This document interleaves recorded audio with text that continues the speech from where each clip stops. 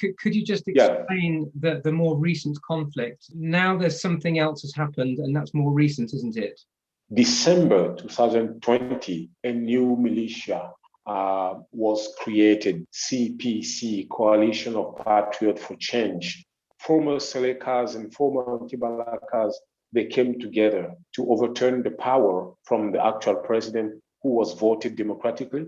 January 13th, they came almost at the doors of Bangui in the north and the southwest. They tried a coup, which fortunately didn't succeed, but many people died.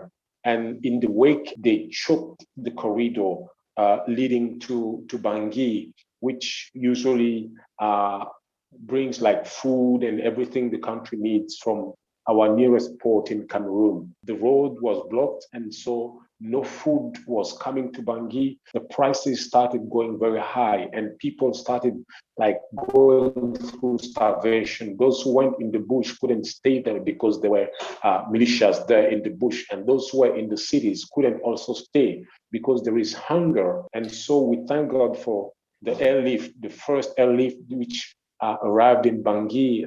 By this time, it was extremely difficult to find food to eat, even in the supermarket. You've explained to us the impact that you've observed of peace education in helping to prevent violence, bring people together.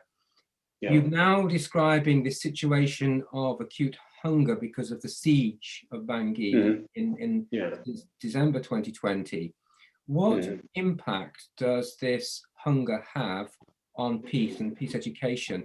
And as a follow-up question to that, the airlift of food that that was some of our friends that are listening today contributed to, how does that food relief contribute as well to peace building? Okay, thanks, James, for the questions. Most of those young people who couldn't find food to eat, they joined militias because if they have guns, they can go into the villages and take like goats without buying them and kill and eat. So most of the young people joined the militias. And so it was in the midst of this situation that the first airlift arrived. We planned just to give food, but the women, they turned this food into like peace building activities. Muslim ladies, Christian ladies, they would come together and then they would receive their flour and go, they share it, they make donuts, they sell. They said, okay, tomorrow you are the one selling. I'm selling today. Tomorrow you sell because you have some money. And then they would come again. And then, so it developed a kind of peace building activities around the food that arrived from through the airlift. And even now it is spreading through different groups of women in the churches, in the mosques, in the communities. Even those who are not attending, having any faith at all, they are still benefiting from that. So thank you very much.